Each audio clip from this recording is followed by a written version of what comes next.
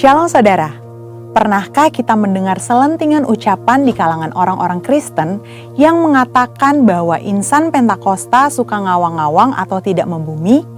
Apakah benar orang Pentakosta hanya peduli tentang karunia-karunia roh, kedatangan Tuhan Yesus yang kedua kali, dunia roh, dan hal-hal lain yang mungkin dianggap abstrak atau tidak relevan bagi kehidupan manusia di bumi pada saat ini? Tentu saja tidak. Insan Pentakosta memang sangat bergantung pada tuntunan Roh Kudus dalam hidupnya sehari-hari.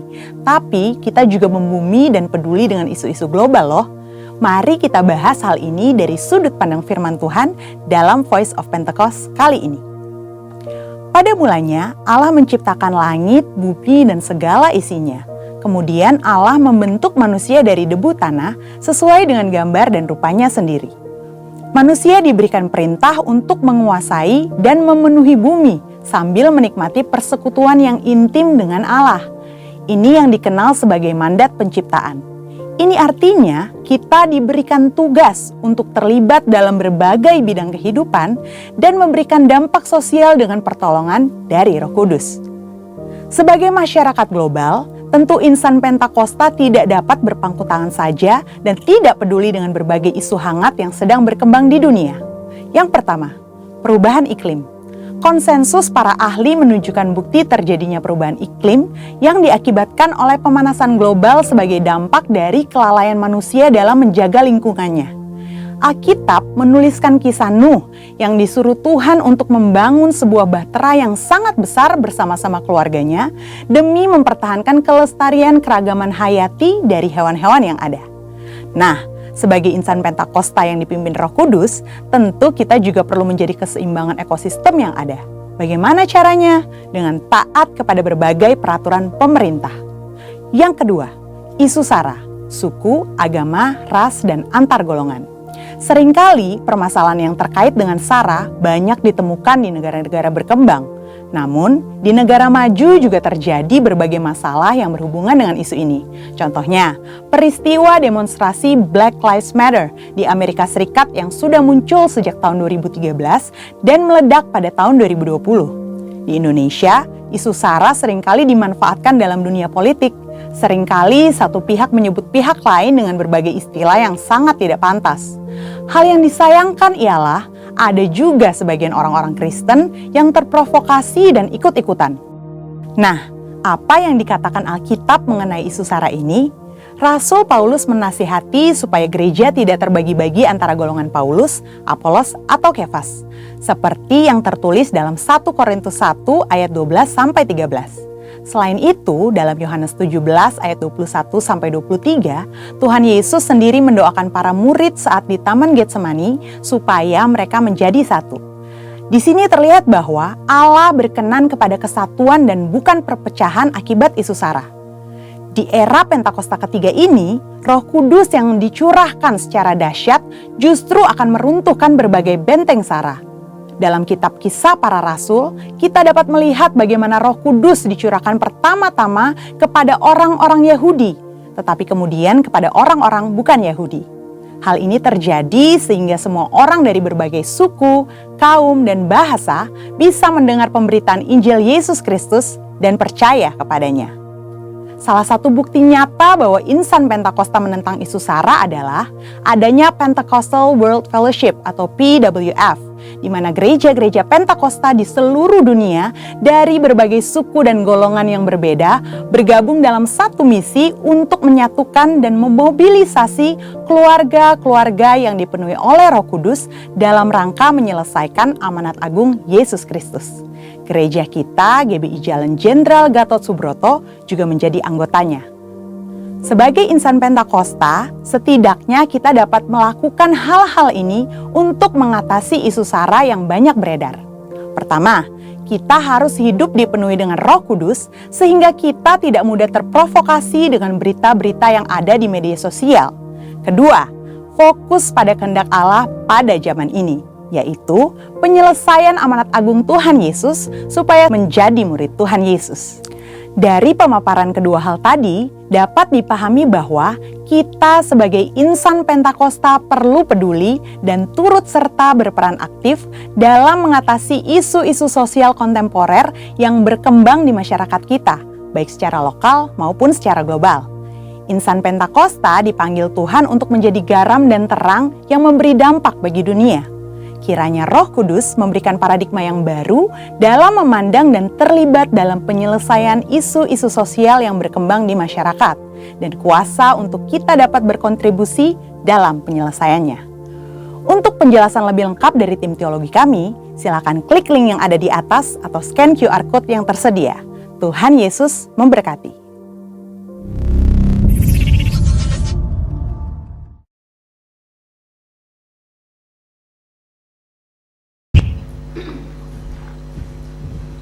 Shalom semua jemaat yang dikasihi Kristus. Shalom. Haleluya. Sekalipun cuaca dingin, saya percaya roh anak-anak Tuhan menyala-nyala di tempat ini. Amin. Haleluya. Sama-sama bangkit kita berdiri Bapak Ibu. Kita akan mendeklarasikan Mazmur 91. Dalam lindungan Allah. Orang yang duduk dalam lindungan yang maha tinggi dan bermalam dalam naungan yang maha kuasa akan berkata kepada Tuhan, tempat perlindunganku dan kubu pertahananku, Allahku yang kupercayai. Sungguh dialah yang akan melepaskan engkau dari jerat penangkap burung, dari penyakit sampar yang busuk. Dengan kepaknya ia akan menudungi engkau, di bawah sayapnya engkau akan berlindung. Kesediaannya ialah perisai dan pagar tembok. Engkau tak usah takut terhadap kedahsyatan malam, terhadap panah yang terbang di waktu siang, terhadap penyakit sambar yang berjalan di dalam gelap, terhadap penyakit menular yang mengamuk di waktu petang. Walau 1000 orang rebah di sisimu dan 10.000 di sebelah kananmu, tetapi itu tidak akan menimpamu. Engkau hanya menontonnya dengan matamu sendiri dan melihat pembalasan terhadap orang-orang fasik. Sebab Tuhan ialah tempat perlindunganmu, yang maha tinggi telah kau buat tempat perteduhanmu. Malapetaka tidak akan menimpa kamu, dan tulah tidak akan mendekat kepada kemahmu. Sebab malaikat-malaikatnya akan diperintahkannya kepadamu untuk menjaga engkau di segala jalanmu. Mereka akan menatang engkau di atas tangannya, supaya kakimu jangan terantuk kepada batu. Singa dan ular tedung akan kau langkahi. Engkau akan menginjak anak singa dan ular naga. Sungguh hatinya melekat kepadaku, maka aku akan meluputkannya. Aku akan membendenginya sebab dia mengenal namaku. Bila ia berseru kepadaku, aku akan menjawab. Aku akan menyertai dia dalam kesesakan. Aku akan meluputkannya dan memuliakannya. Dengan panjang umur akan kukenyangkan dia, dan akan kuperlihatkan kepadanya keselamatan daripadaku. Amin. Haleluya, berikan tepuk tangan terbaik untuk Tuhan kita yang luar biasa. Shalom semuanya. Shalom. Selamat pagi. Selamat pagi. Kabarnya saudara gimana semuanya? Luar biasa. Yes, pasti luar biasa. Berikan tepuk tangan terbaik untuk Tuhan kita. Mari kita satukan hati di dalam doa. Syakala barata kala barata kala basyikila barata kala barata kala barata kala basy. Hora barata kala barata kala barata kala basya kala barata kala barata kala basy. Syakila barata kala barata kala. Haleluya. Terima kasih Yesus. Terima kasih Tuhan. Kami mau memuji-Mu.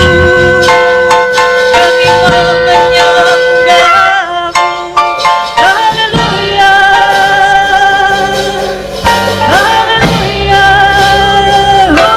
Oh Yesus. Raja kami, Bapa kami, kekasih kami. Haleluya. Terima kasih Tuhan buat kebaikan-Mu dan kemurahan-Mu Tuhan. Kami betapa bersyukurnya Tuhan kepada Engkau Tuhan, Maha Pengasih, Maha Penyayang Tuhan bagi setiap kami Tuhan. Kami bersyukur Tuhan membawa kami Tuhan untuk memasuki Tuhan di bulan September ini ya Bapa. Kami percaya Tuhan, Tuhan akan memberikan damai sejahtera yang penuh untuk sepanjang bulan ini di dalam nama Tuhan Yesus Kristus. Allah Bapa, mampukan setiap kami Tuhan untuk melewati hari-hari kami Tuhan bersama dengan Engkau ya Bapa.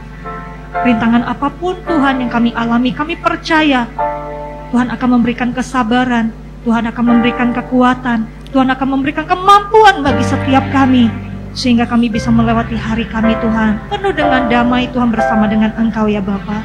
Bapa di dalam surga, terima kasih Tuhan, Engkau mengundang Tuhan setiap kami Tuhan untuk hadir di rumah Tuhan, bahkan teman-teman kami Tuhan yang mengikuti Tuhan ibadah online Tuhan dimanapun mereka berada. Kami percaya Tuhan hadirat-Mu, lawakan-Mu Tuhan akan melingkupi Tuhan setiap kami di dalam nama Tuhan Yesus Kristus ya Bapa. Kami membawa hati kami Tuhan, kami membawa hidup kami kepada Engkau ya Bapa, sehingga Engkau puaskan kami, Engkau kuatkan kami, Engkau teguhkan kami, bahkan kami percaya Tuhan yang akan sendiri melawat kami di dalam hadirat Tuhan ya Bapa. Terima kasih Tuhan buat kasih setia dan perlindungan-Mu Tuhan. Biarlah Tuhan 2 jam ke depan ini Tuhan kami bisa sungguh-sungguh Tuhan di dalam hadirat-Mu, bisa memuji dan menyembah Engkau, bisa mendengarkan Tuhan kebenaran firman-Mu ya Bapa, sehingga setiap kami Tuhan bukan menjadi pendengar ya Bapa, tapi kami menjadi perlaku firman Tuhan di dalam kehidupan kami, di dalam nama Tuhan Yesus Kristus. Mampukan kami Tuhan, kami percaya Tuhan tidak pernah meninggalkan setiap kami, tapi Tuhan selalu bersama-sama dengan kami ya Bapa. Bapa, kami percaya Engkau telah hadir Tuhan di tengah-tengah kami ya Tuhan Yesus. Hadirlah di tempat ini dan kami percaya Tuhan akan memberikan sukacita yang baru bagi setiap kami. Terima kasih ya Tuhan, di dalam nama Tuhan Yesus Kristus kami mengucap syukur dan berdoa. Kita sama-sama katakan amin. Haleluya. Silakan duduk di dalam hadirat Tuhan. Shakala barata kala shikira barata kala barata kala barata kala bashakala hura barata kala barata kala bashakala barata kala barata kala. Yes Lord, Jesus, Jesus.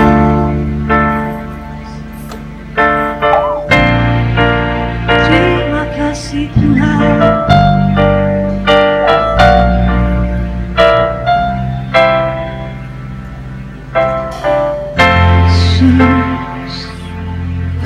Sungguh baik Yesus, namamu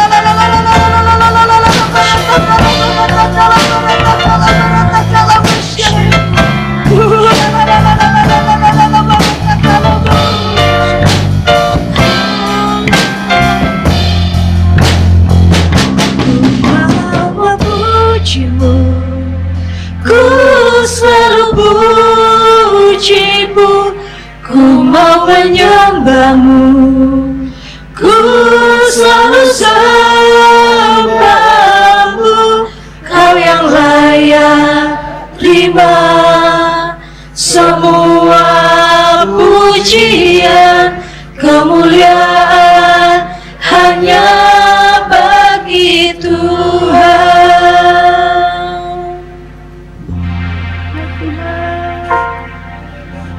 Yes, Lord Jesus. Yes, Lord. Selalu bersyukur, selalu bersyukur. Kau Tuhan yang setia, yang selalu menopangku. Mau selalu bersyukur, selalu bersyukur. Kau Bapa-Ku yang setia, Ku mau selalu bersyukur, selalu bersyukur. Kau Tuhan yang setia, yang selalu menopangku. Mau selalu bersyukur, selalu bersyukur. Kau Bapa-Ku yang setia, Ku mau selalu bersyukur, selalu bersyukur. Kau Tuhan yang setia, yang selalu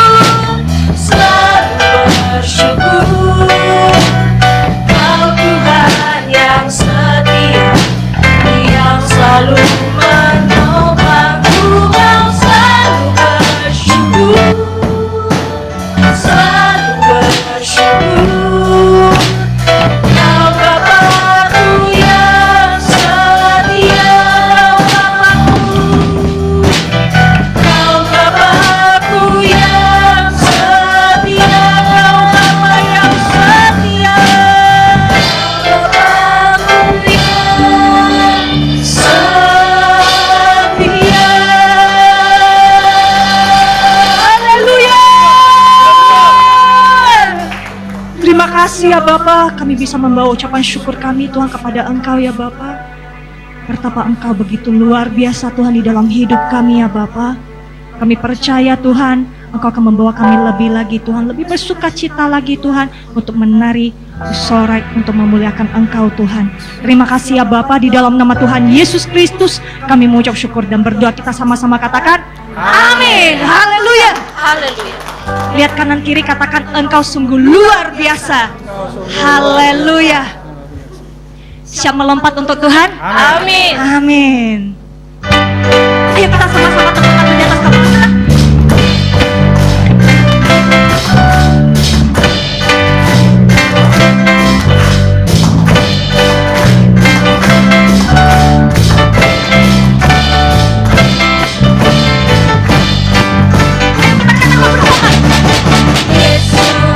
Aku percaya, Yesus, aku percaya, Yesus, aku percaya, Yesus, aku percaya, Kau pulihkan semua tidak di dalam hidup.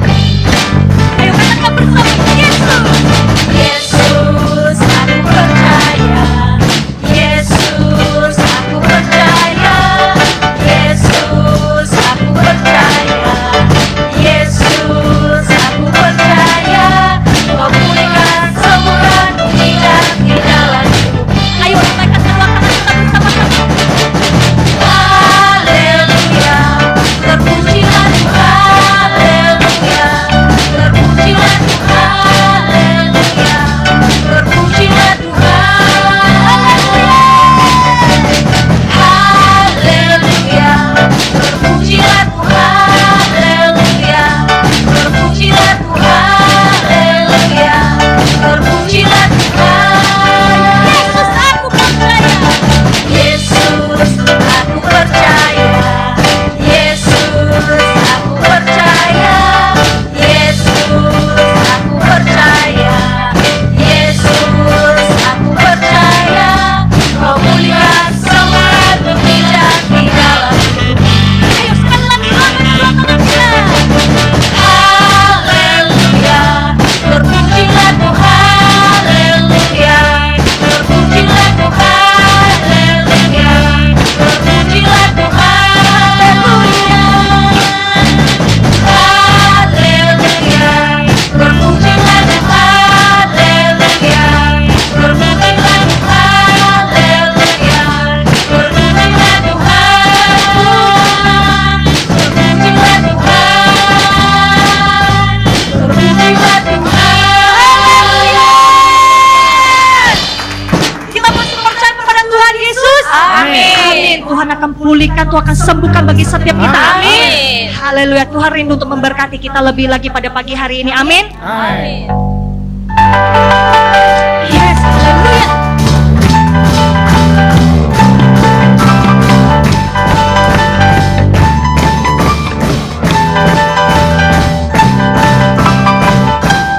Kasih setiamu memang bagiku, hikmat kebajikan tersedia bagiku. So alasanku terima kasih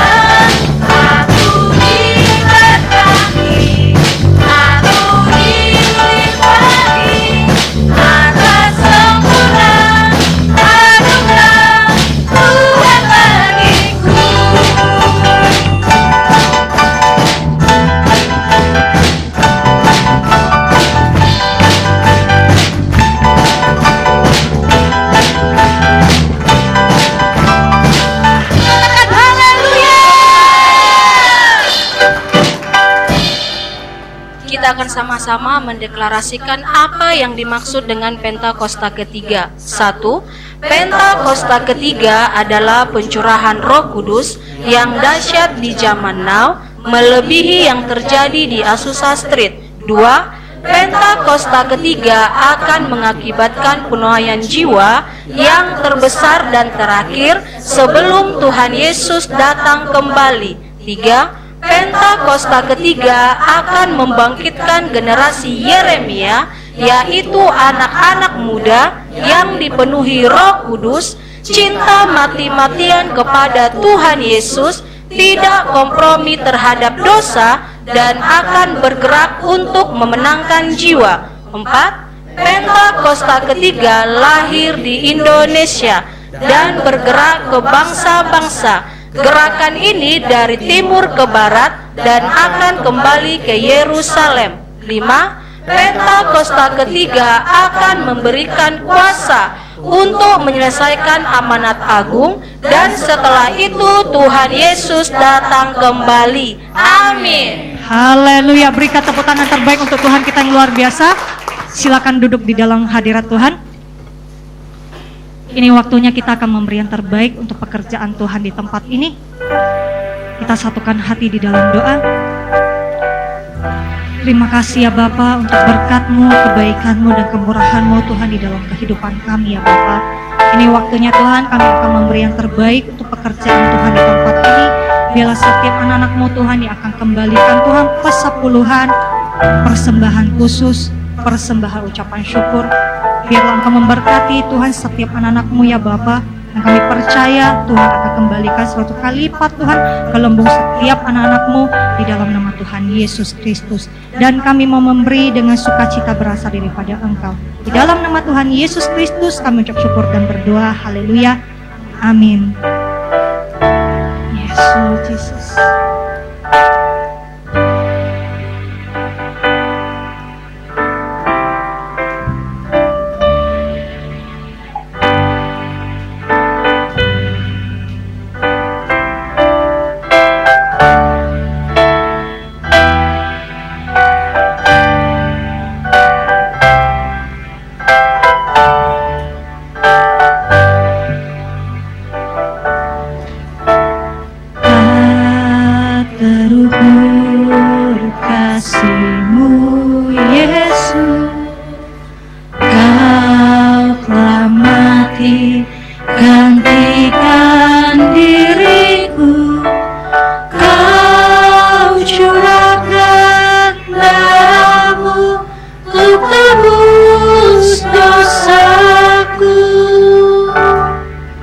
Layaklah Kau Tuhan, dipuji dan disembah.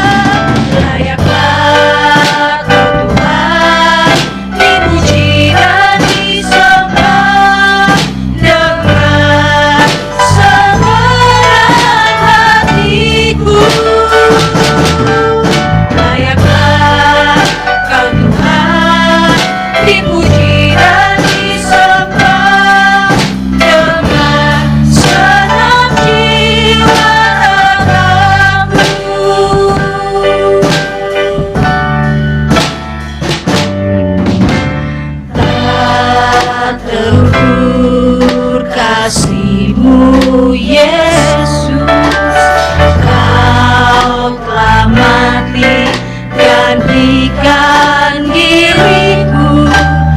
Kau curahkan darahmu untuk tebus dosaku.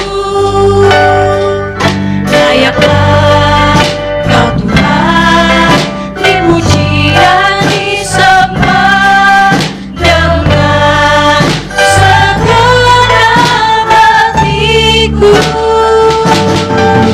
Layaklah Kau Tuhan, dipuji dan disembah dengan segenap jiwa raga. Dua tangan kita katakan, layaklah Kau Tuhan, dipuji dan disembah dengan segenap hatiku. Layaklah Kau Tuhan, dipuji dan disembah dengan segenap jiwa raga. Biarlah kita bermain, biarlah kita berdua-duaan dengan Tuhan. Apa yang selama ini saudara ingin katakan kepada Tuhan, biarlah di tempat ini saudara bisa bebas berkata-kata dengan Tuhan. Apa yang saudara rindukan,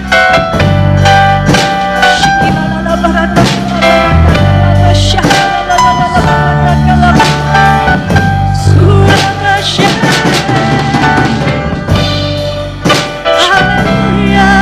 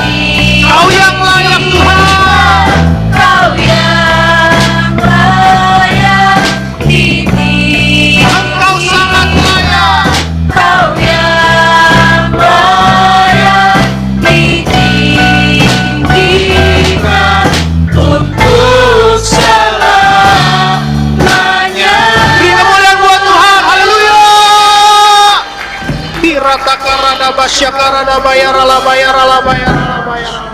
Horata karara basikina nana masana takara la basikina la basya. Oh masera takara la basikina la bayara la bayara la bayara la bayara la bayara. Jesus, Jesus, Jesus. Suri takara nana sera takara la basikina la basya. Oh masera la takara la bayara la bayara la bayara la basya. Oh haleluya. Haleluya, haleluya. Ora sekira la basikina.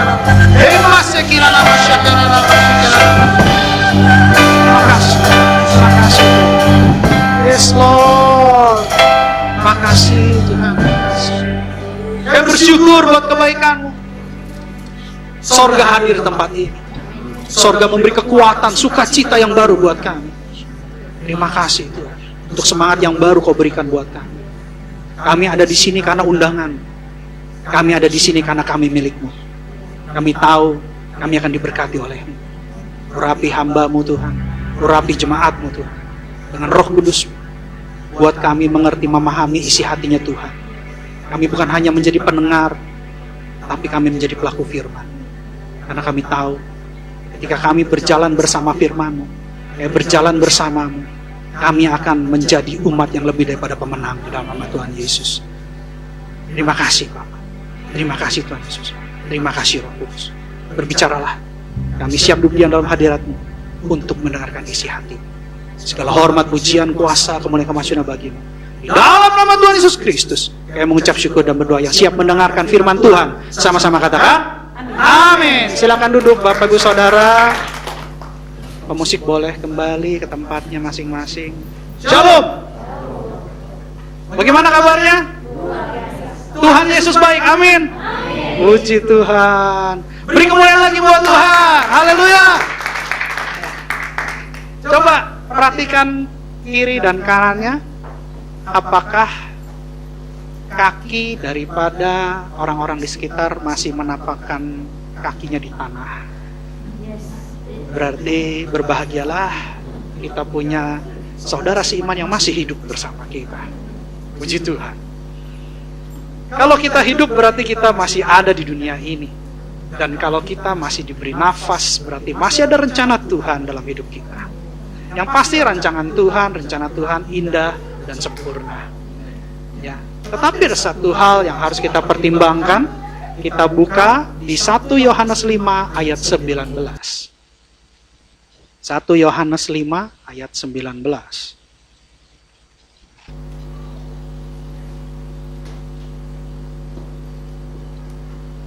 Demikianlah firman Tuhan. Kita tahu bahwa kita berasal dari Allah dan seluruh dunia berada di bawah kuasa si jahat. Kalau kita masih hidup, berarti kita masih ada di dunia.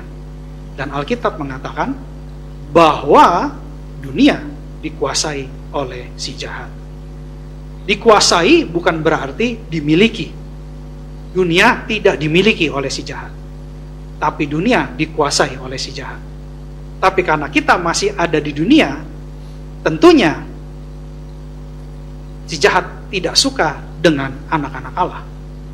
Si jahat selalu bertentangan dengan Allah, karena Allah selalu mengajarkan kebenaran yang mengandung kebaikan.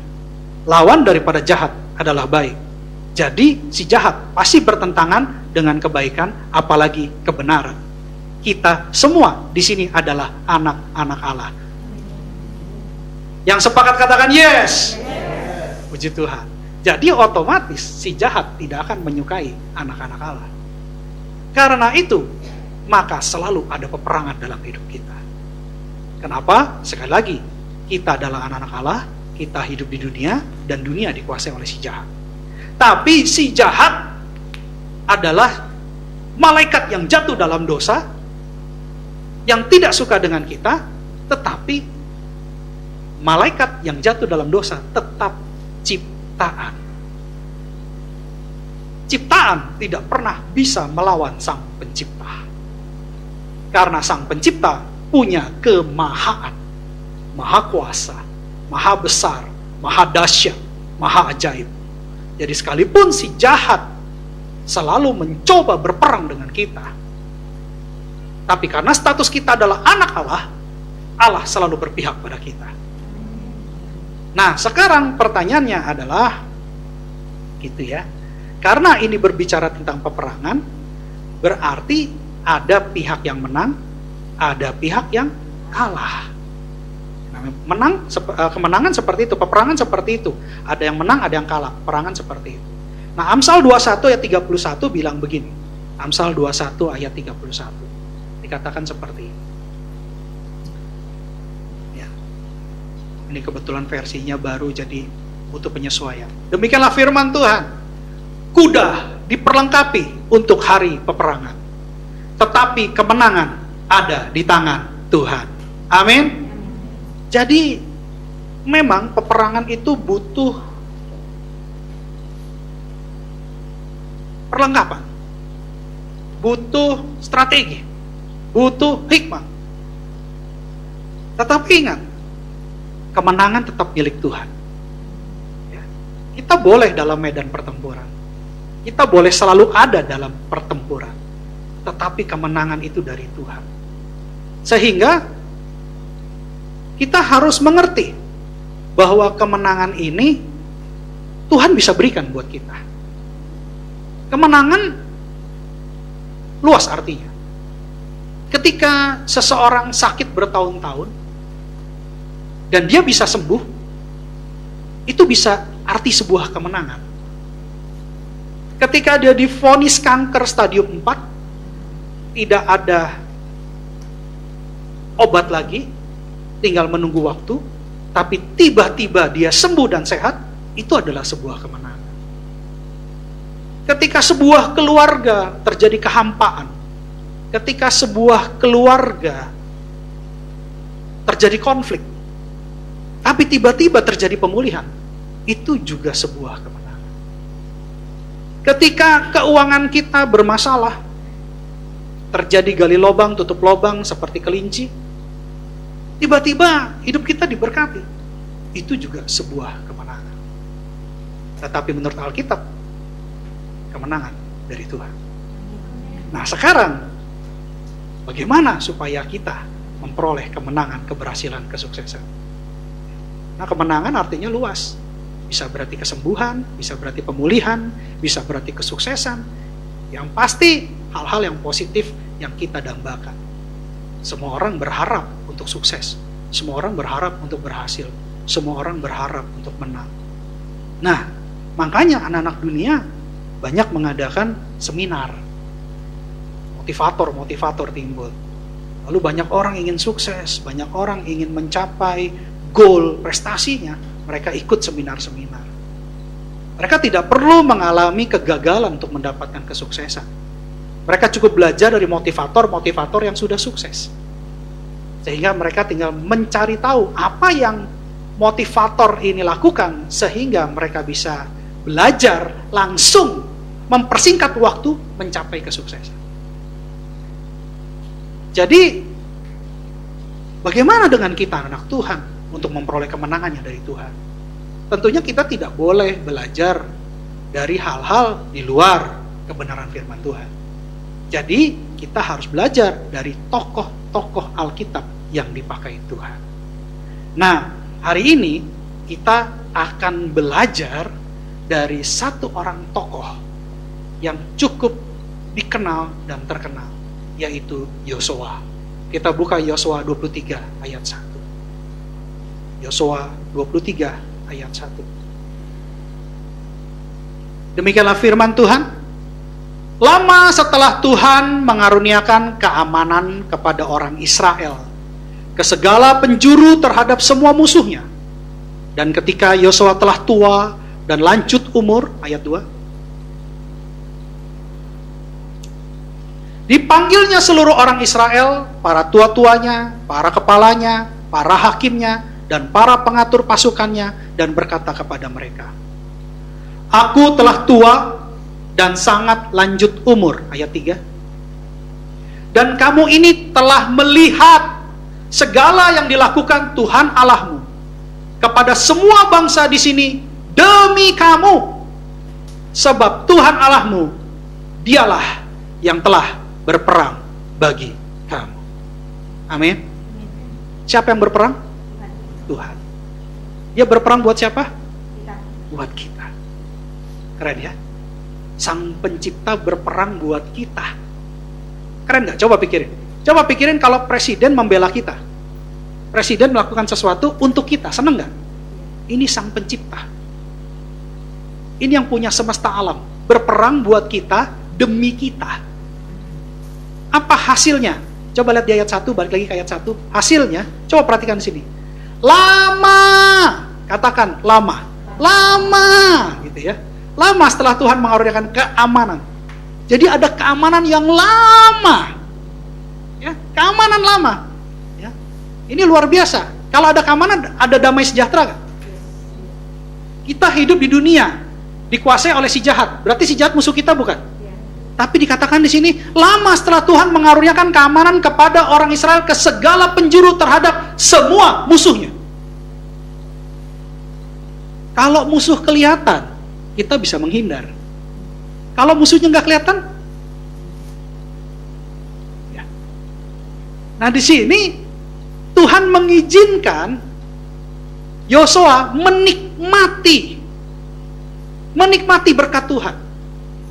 Sehingga lama setelah Tuhan mengaruniakan keamanan kepada orang Israel ke segala penjuru terhadap semua musuhnya, sampai kapan? Sampai tua dan lanjut umur. Wow, keren ya. Keren ya. Yosua menikmati berkat Tuhan karena dia sampai tua dan lanjut umur, dan ini lama. Ada kata waktu.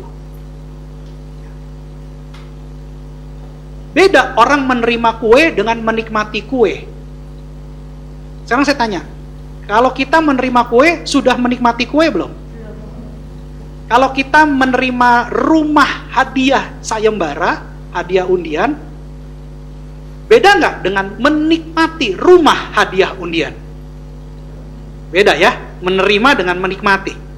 Terkadang anak-anak Tuhan hanya mau menerima berkat, tapi belum sampai menikmati berkat. Tapi Yosua sudah menikmati statusnya. Ya.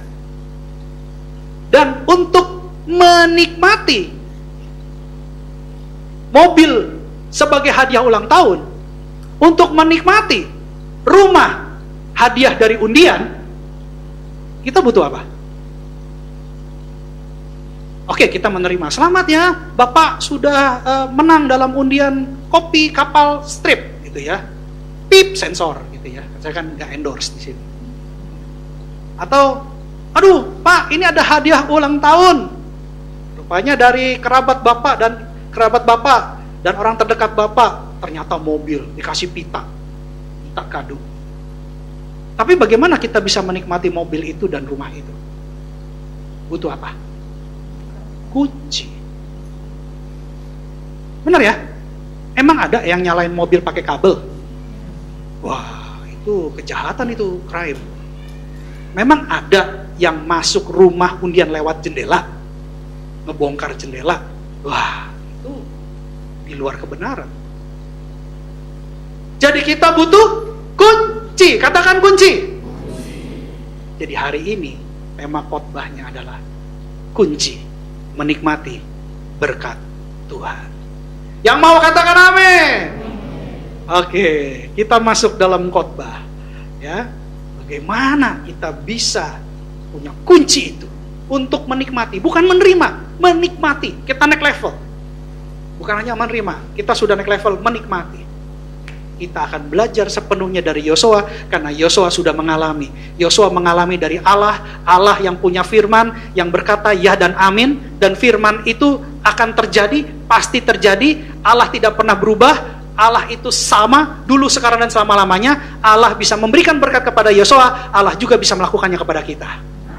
Amin. Kita belajar ya. Kita buka Yosua 1 ayat 1. Yosua 1 ayat 1. Demikianlah firman Tuhan. Sesudah Musa hamba Tuhan itu mati, berfirmanlah Tuhan kepada Yosua bin Nun, abdi Musa itu demikian. Ayat 2. Hambaku Musa telah mati, sebab itu bersiaplah sekarang. seberangilah sungai Yordan ini, engkau dan seluruh bangsa ini, menuju negeri yang akan kuberikan kepada mereka, kepada orang Israel itu. Ayat 3. Setiap tempat yang akan diinjak oleh telapak kakimu, kuberikan kepada kamu, seperti yang telah kujanjikan kepada Musa. Ayat 4. Dari padang gurun dan gunung Libanon yang sebelah sana itu sampai ke sungai besar, yakni sungai Efrat, seluruh tanah orang Het, sampai ke laut besar di sebelah matahari terbenam, semuanya itu akan menjadi daerahmu. Amin.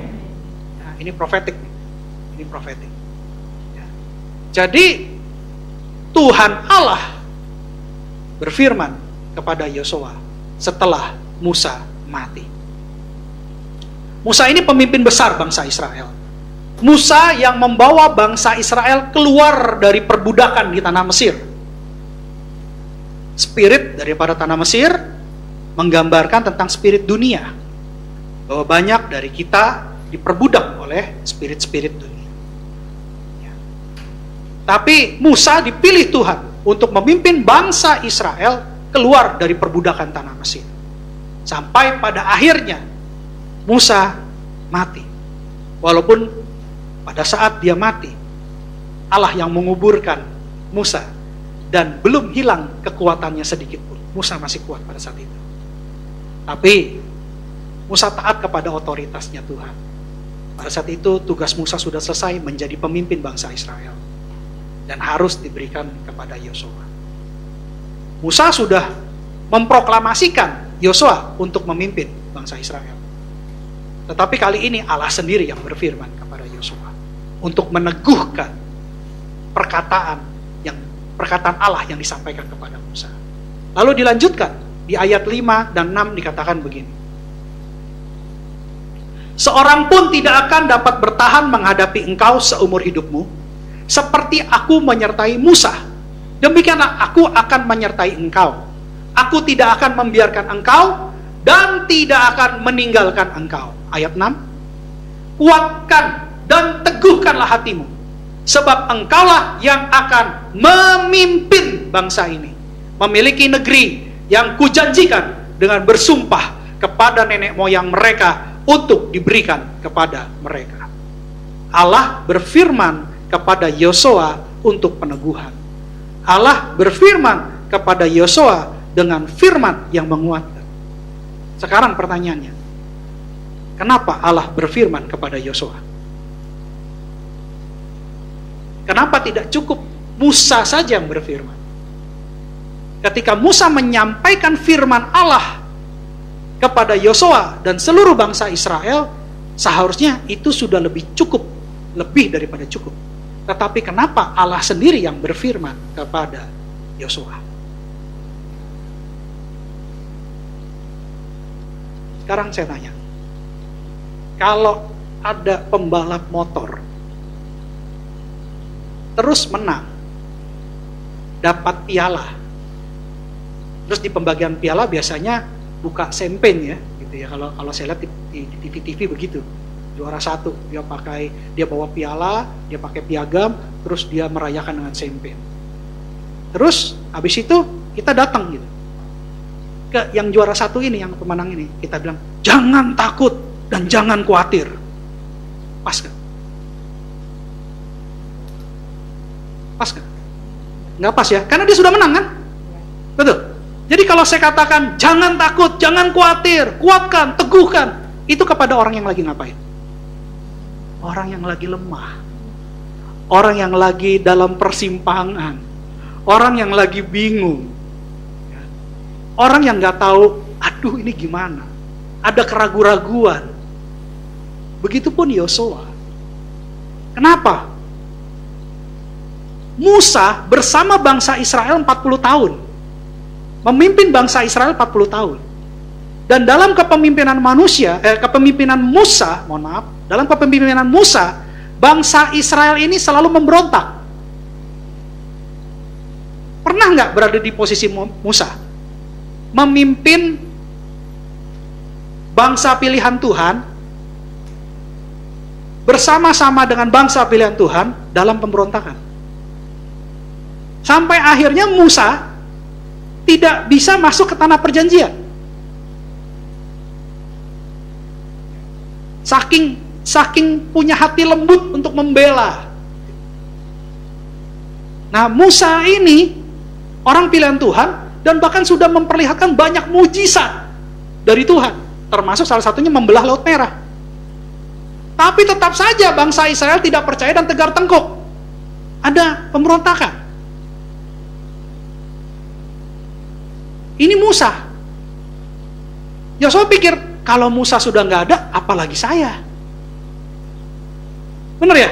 Musa aja masih dilawan, apalagi saya, kata Yosua. Dalam hal ini Yosua ada keraguan-raguan, ada ketakutan, ada ketidakyakinan. Manusia melihat dengan mata, mungkin Yosua tampak tenang, tampak tegar, tapi Tuhan melihat dengan hati. Tuhan tahu isi hati manusia, Tuhan tahu isi hati Yosua, Tuhan tahu isi hati kita. Apalagi sekarang dunia sedang banyak isu-isu negatif, khususnya emak-emak pada ribut-ribut. Ya. Tapi saya percaya emak-emak di sini diberkati sama Tuhan. Ya. Jadi nggak ada yang takut, nggak ada yang khawatir, semua tenang. Jadi sekarang memang lagi banyak goncangan, bahan makanan, ya, isu-isu negatif. Dan Tuhan tahu isi hati kita. Gaji suami nggak naik, makanan harus ada di meja makan, gitu ya. Gimana caranya Tuhan ya? Pikir. Kalau yang masih single mah aman, puji Tuhan. Yang sudah berkeluarga ini kan, pasangannya satu, buntutnya banyak. Jadi ini harus berpikir gitu, gimana? Tuhan mau katakan firman Tuhan yang akan disampaikan hari ini buat kita semua. Dalam peperangan, dalam goncangan, dalam kegalauan, dalam kekhawatiran. Ada hal-hal yang kita mau pelajari dari Tuhan. Sama seperti ketika Tuhan memperkatakannya kepada Yosua. Karena posisi kita mungkin saat ini sama seperti posisi Yosua pada saat itu. Jadi hari ini firman Tuhan mau berkata-kata sama kita. Kita mulai belajar dari ayat 7. Coba buka ayat 7. Diulang lagi Tuhan berfirman, hanya kuatkan dan teguhkanlah hatimu dengan sungguh-sungguh. Bertindaklah hati-hati sesuai dengan seluruh hukum yang telah diperintahkan kepadamu oleh hambaku Musa. Janganlah menyimpang ke kanan atau ke kiri, supaya engkau beruntung kemanapun engkau pergi.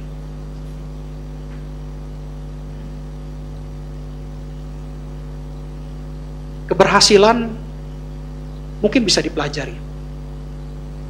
Kesuksesan mungkin bisa diobservasi. Tapi keberuntungan itu tidak mudah didapat. Makanya saya kasih nama anak saya Hoki. Karena memang dia anak yang beruntung. Ya. Kenapa saya pilih nama itu? Saya tahu konteks ini. Keberuntungan tidak semua dimiliki oleh orang. Keberhasilan bisa dipelajari. Orang pintar bisa dapat pekerjaan. Orang cerdas bisa punya uang. Tetapi belum tentu orang pintar dan cerdas jadi pemimpin sebuah perusahaan. Banyak profesor bekerja dengan orang yang mungkin belum lulus SMA. Kenapa? Ada faktor keberuntungan. Ya. Pendidikan perlu, saya katakan sangat amat perlu. Mengingat kompetisi pada akhir zaman ini. Tapi lebih perlu lagi kalau kita cerdas, pintar, dan beruntung. Amin. Karena itu kita perlu Tuhan. Ada dua yang kita bisa pelajari dari ayat 7 ini. Yang pertama Tuhan mau sampaikan, Kalau kamu mau menikmati berkat Tuhan, kunci yang pertama, kuatkan dan teguhkan hatimu. Ini berbicara tentang iman. Kamu jangan goyang sedikit pun. Kamu jangan ragu sedikit pun. Kenapa? Karena kita punya Tuhan yang hidup. Perbedaan kita dengan orang di luar sana nggak punya Tuhan. Tuhan yang hidup, saya bilang. Tuhan yang tidak terlihat, tapi dia hidup. Tapi kita di sini, kita tidak sendirian. Kita punya Tuhan yang tidak terlihat, tapi Tuhan yang punya kuasa, berkatnya bisa dirasakan. Itu yang pertama. Kuatkan dan teguhkan hatimu. Jangan goyang, jangan bimbang, jangan ragu, jangan berpikir, saya sudah doa bertahun-tahun belum dijawab, belum waktunya. Atau terkadang kita yang belum berubah. Terkadang perubahan terjadi dimulai dari diri kita. Kita tidak bisa merubah dunia, kita tidak bisa merubah bangsa, kita tidak bisa merubah kota, tapi kita bisa mulai merubah diri kita dulu. Dari diri kita bisa merubah keluarga, dari keluarga, kota, bahkan bangsa. Itu penting. Jadi, kuatkan dan teguhkan hatimu. Jangan imannya goyah. Kalau Tuhan bisa lakukan kepada Yosua, Tuhan yang sama bisa lakukan buat kita. Itu yang pertama. Yang kedua, bertindak hati-hati. Kemarin saya ikut doa pengerja, Pak Niko bilang, banyak orang Kristen minta kasih karunia, tapi begitu dikasih karunia, mereka tidak jaga kasih karunia. Tegas sekali itu Pak Niko ngomong.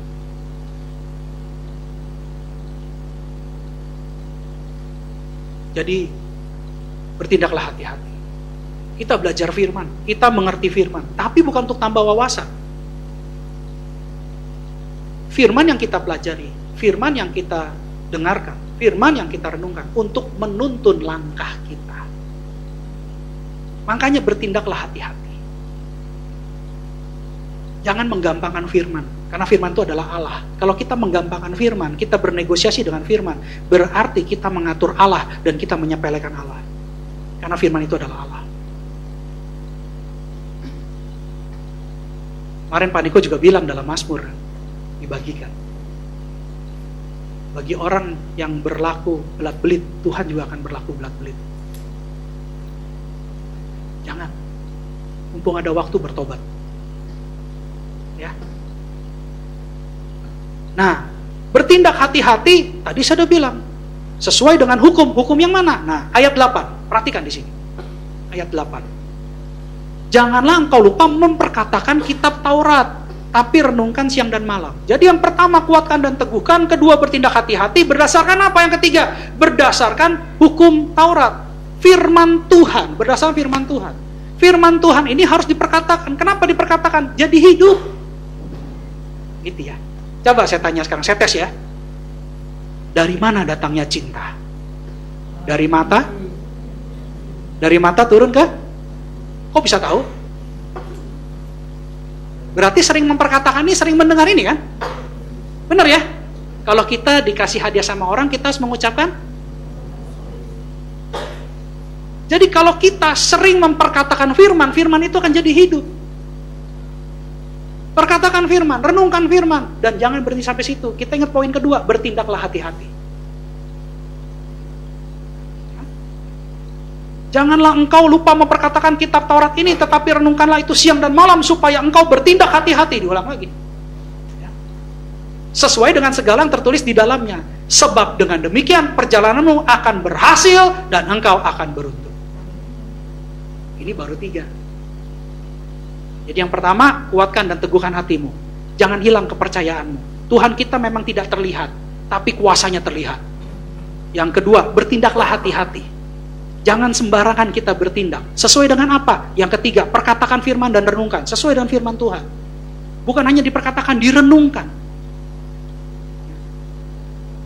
Yang keempat, di ayat 9. Dikatakan apa? Yosua 1 ayat 9. Ayat selanjutnya. Bukankah telah kuperintahkan kepadamu, kuatkan dan teguhkan hatimu, janganlah kecut dan tawar hati, sebab Tuhan Allahmu menyertai engkau kemanapun engkau pergi. Katakan amin. Yang keempat, jangan takut dan tawar hati. Di sini kecut, tapi kalau dalam King James Version, dalam bahasa asli, jangan takut. Afraid not. Ya, jangan takut. Kalau kita sudah takut, kita tawar hati, hilang kekuatan kita. Kalau kita sudah takut, kita tawar hati, blank. Apa yang terjadi? Kita nggak tahu melangkahnya harus kemana. Ya, ini yang keempat. Jadi yang pertama, kuatkan dan teguhkan hatimu. Yang kedua, bertindaklah hati-hati. Yang ketiga, perkatakan firman dan renungkan firman. Yang keempat, jangan takut dan tawar hati. Yang kelima, ayat 10. Lalu Yosua memberi perintah kepada pengatur-pengatur pasukan bangsa itu, katanya. Yang kelima adalah jangan ada penundaan. Biasa kalau sudah tahu, belum tentu dilakukan.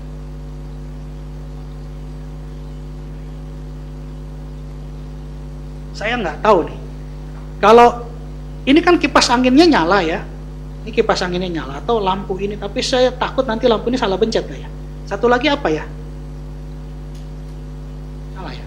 Nah, ini lampunya mati atau hidup? Lampunya mati atau hidup? Mati. Listriknya ada nggak? Jadi kenapa lampu ini mati? Karena dimatikan. Jadi kalau saya pencet lagi saklarnya, sekarang lampunya hidup. Kenapa bisa hidup? Karena kita hidupkan. Tapi pertanyaannya, lampu ini hidup atau mati? Listriknya masih ada nggak? Saya mau jelaskan ilustrasi ini.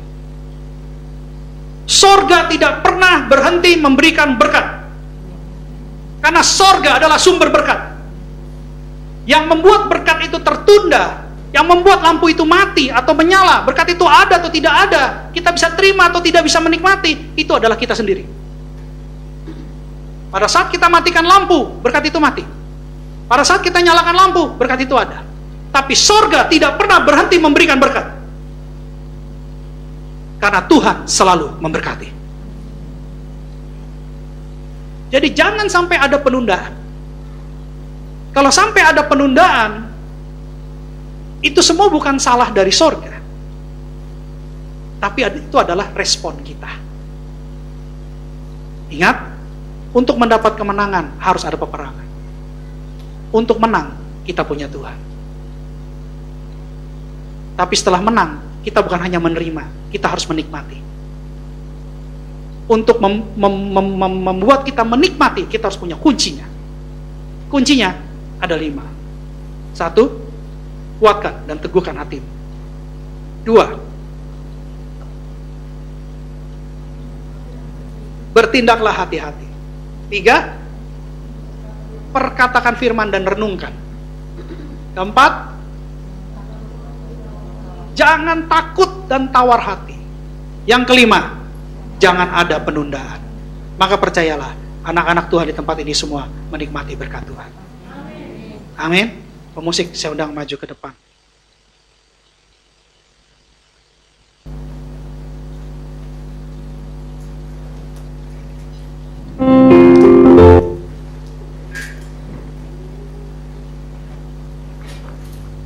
Ingat, kita masih hidup di dunia, masih banyak peperangan yang harus kita lalui. Tapi kita didesain untuk jadi umat yang lebih daripada pemenang. Hari ini kita belajar dari Yosua. Kemenangan yang akan kita peroleh sampai kita tua dan lanjut umur. Kemenangan yang lama, kemenangan yang berupa keamanan di segala penjuru terhadap segala musuh kita. Itu semua karena Tuhan berperang buat kita dan demi kita. Kalau Tuhan di pihak kita, tidak ada satupun kuasa yang bisa melawan Tuhan. Amin. Bapak Ibu saya undang untuk bangkit berdiri, kita nyanyikan satu lagu.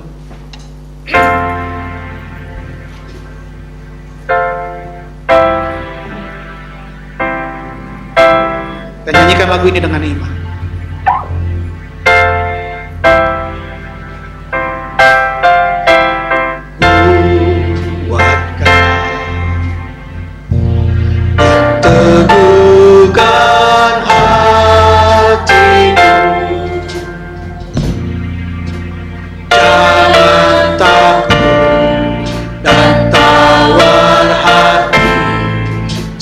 Tuhan beserta.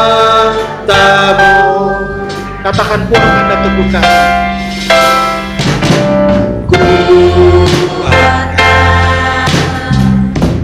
Dan teguhkan hatimu. Yesus Tuhan berjalan di dalam, berikan kemenangan. Kita mulai dari awal lagi, kita belajar lagu ini. Lebih semangat lagi.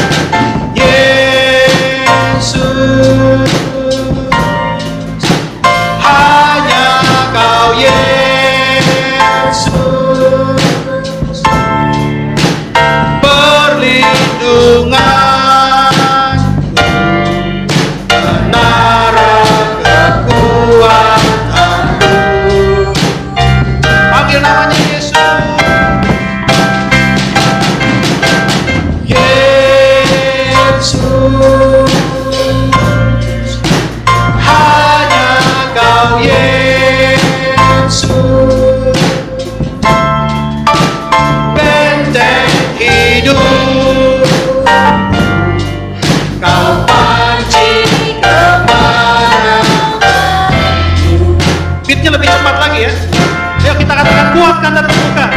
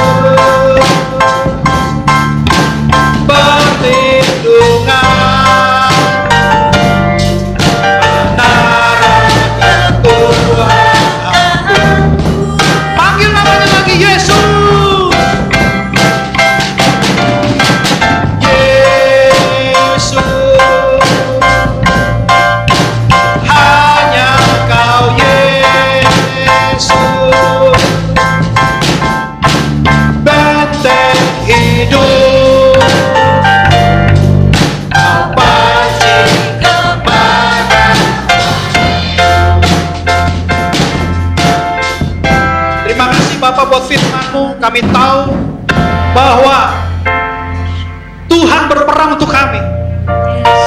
Tuhan memberi kemenangan demi kami. Amin. Oleh sebab itu Bapak-Bapak, urapi anak-anakmu, sehingga apa yang kau perkatakan, apa yang kau firmankan kepada Yosua, hari ini kau firmankan kepada anak-anak, untuk menguatkan dan teguhkan hati anak-anak. Bahkan mereka harus bertindak hati-hati. Mereka memperkatakan firman dan merenungkan firman. Dan mereka tidak takut serta tawar hati. Bahkan mereka tidak ada penundaan lagi. Sehingga anak-anak bertempat ini dapat menikmati berkat daripada Tuhan. Amin. Mereka sudah memiliki kunci sorga. Biarlah kunci itu termaterai Tuhan. Kunci itu termaterai buat mereka di dalam nama Tuhan Yesus. Terima kasih Bapak buat kebaikan. Terima kasih buat firman. Terima kasih Bapak. Dalam nama Tuhan Yesus Kristus, kami mengucap syukur dan berdoa. Haleluya. Amin. Kita akan masuk dalam perjamuan kudus.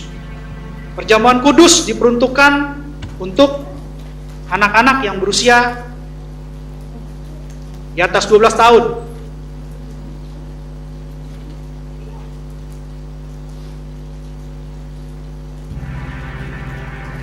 Dan bagi orang percaya.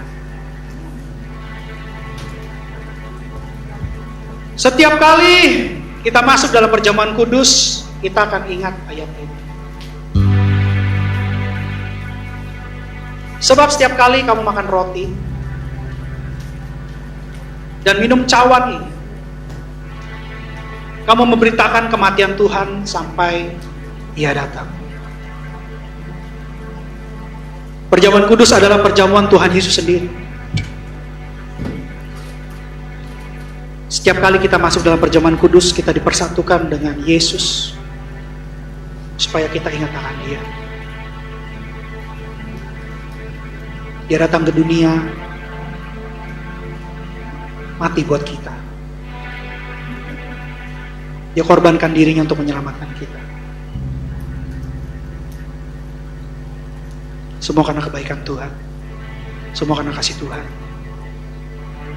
Kita yang tidak berharga menjadi berharga di hadapan Allah karena pengorbanan Tuhan Yesus. Sebelum kita masuk ke dalam perjamuan kudus, lihat diri kita masing-masing. Jangan ada yang menyimpan dosa. Jangan sampai kita memiliki dosa yang terselubung, dosa yang tersembunyi. Karena kita mau menerima berkat yang terbaik dari Tuhan. Karena ada tertulis, jadi barang siapa dengan cara yang tidak layak makan roti atau minum cawan Tuhan, ia berdosa terhadap tubuh dan darah Tuhan. Karena itu hendaklah tiap-tiap orang menguji dirinya sendiri. Dan baru sesudah itu ia makan roti dan minum dari cawan itu. Kalau ada yang Tuhan ingatkan dalam diri kita, ada yang belum beres, ada kebencian, ada kemarahan, ada kekecewaan, ada dosa, minta ampun sama Tuhan. Minta ampun sama Tuhan.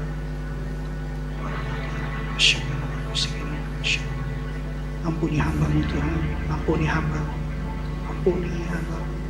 Ampuni kami semua Tuhan, ampuni, ampuni, ampuni. Mungkin ada dosa, pelanggaran, perkataan, perbuatan, tingkah laku yang tidak berkenan di hadapan. Kami mohon ampun Tuhan. Ampuni kami Yesus, ampuni kami. Kasih. Sebab apa yang telah kuteruskan kepadamu telah aku terima dari Tuhan, yaitu bahwa Tuhan Yesus pada malam waktu ia diserahkan mengambil roti, angkat roti di tangan saudara tinggi-tinggi, dan sesudah itu ia mengucap syukur atasnya. Ia memecah-mecahkannya dan berkata, inilah tubuhku yang dikorbankan bagi kamu. Perbuatlah ini menjadi peringatan akan aku. Saudara-saudara yang terkasih dalam Kristus Yesus, bukankah roti yang kita pecah-pecahkan adalah persekutuan dengan tubuh Kristus? Makanlah dalam nama Tuhan Yesus.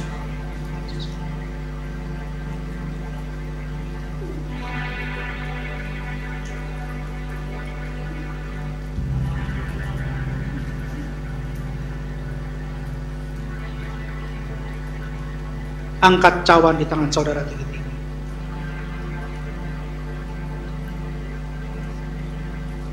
Demikian juga ia mengambil cawan sesudah makan lalu berkata,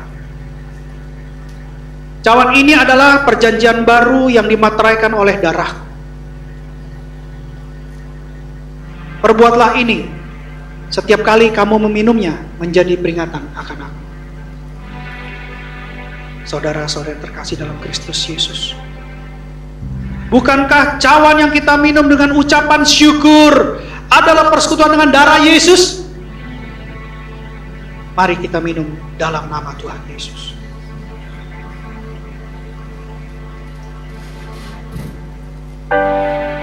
Jangan ada yang diam. Mari kita mengucap syukur untuk kebaikan Tuhan. Terima kasih Tuhan. Terima kasih Yesus. Kami bersyukur kepadamu Yesus. Terima kasih. Engkau baik Yesus. Terpujilah namamu Yesus. Terima kasih. Orata karara basti kala basikira basyai. Terima kasih Tuhan. Oh Yesus, kami bersyukur kepadamu Tuhan. Haleluya, haleluya.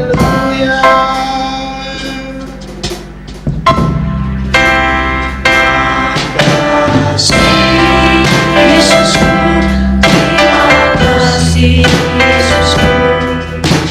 Syukur ada bagi Tuhanku. Terima kasih Yesusku. Terima kasih Yesusku. Syukur ada bagi Tuhan. Terima kasih.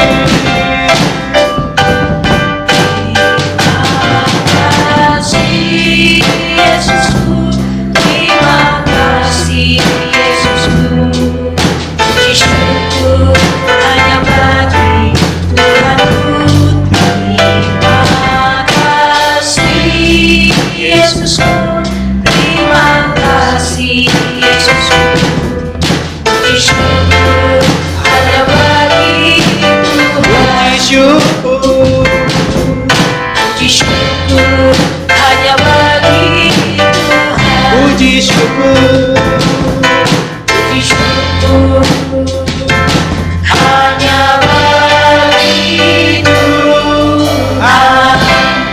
Beri kemuliaan buat Tuhan. Terima kasih Bapa buat berkat-Mu.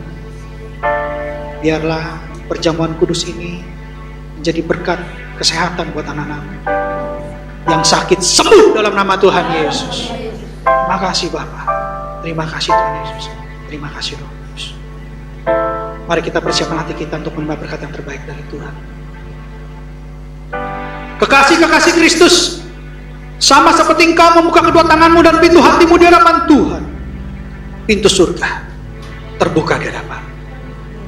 Ulanglah dan bawalah berkat kemenangan Yosua, berkat kesehatan, berkat kelepasan, berkat pengudusan, berkat keselamatan, berkat Abraham, Ishak, dan Israel. Bahkan shalom dari Allah Bapa kita di surga melalui Tuhan kita Yesus Kristus dan persekutuan yang manis bersama dengan Roh Kudus mulai saat ini sampai Tuhan Yesus menjemput kita di awan-awan yang permai. Bagi setiap kita yang percaya sudah menerima berkat Tuhan, katakan amin. Selamat hari Minggu, Tuhan berkati. Shalom.